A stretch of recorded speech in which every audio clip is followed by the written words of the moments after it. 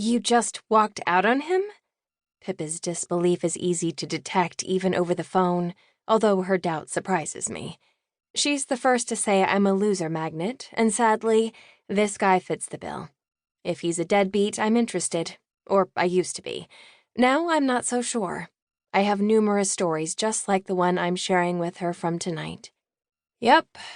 Wedging the phone between my shoulder and ear, I rummage through my bag on the hunt for my house keys.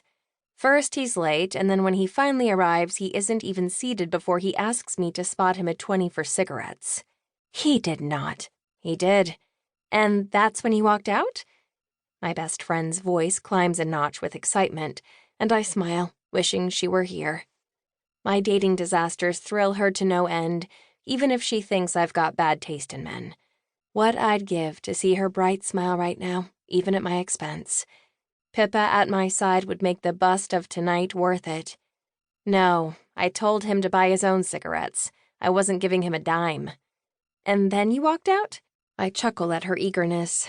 Nope, I finished the wine I'd ordered while waiting for him to show up. Did I mention that he was 35 minutes late?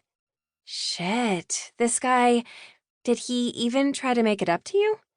He apologized. I wrestle with the door, exasperated at the thought of his sorry and the task at hand. He even put some effort into it by taking my hand, stroking it while flashing a smile. Pip, you should have seen him.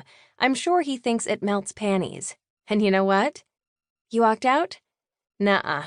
While he was smiling and flirting, it hit me.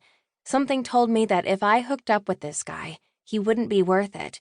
I'd end up doing all the work. She belts out a laugh. Oh my God, I love you. And let me guess, then you walked out? Yes! I shake a fist in the air, but I'm not sure if it's in victory for avoiding further torture from my date, or because my stupid front door won't open. I left him with a bill for my wine. Bastard. Good for you. Where on earth did you meet him? You don't want to know. My forehead lightly bumps the door and I close my eyes. He was the first guy since Terry. I'm thinking of becoming a nun.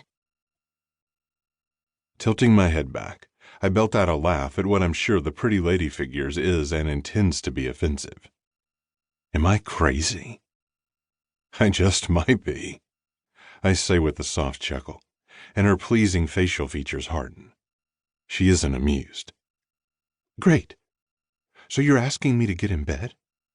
She raises a finger and continues. Figuratively, with a crazy person? I'm not so sure about this.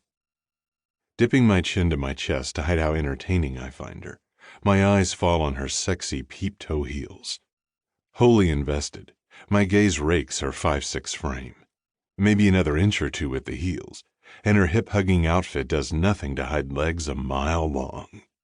The sultry dip of her slender waist, or the swell of her fine chest. I track the sweeping neckline of her dress, where I'm greeted with smooth golden skin and the long, sensuous curve of her neck. I linger on her plump lips for a few beats before the heat of her stare forces eye contact. What do I have to do to convince you? I'm deliberately flirty. It isn't clear why propositioning Paige popped into my head, and it isn't a done deal. It still could backfire. She could run straight to her do-good brother, and he'd chew me out and I'd be compelled to do the minimum. Then, one of my overpriced lawyers would send me an exorbitant bill for the dime a dozen cease and desist letter, and we'd all go home no more satisfied than we are today. I'm not sure you can. She cocks a hip and smirks. And there it is again, the glint in her eyes, the very one that grabbed my attention when I first walked into my office. In my line of work, I'm quick to gauge a person's character, and I'm more often than not right about my assessment. Paige's spark was enough to get me thinking about a different approach to my trust fund problem.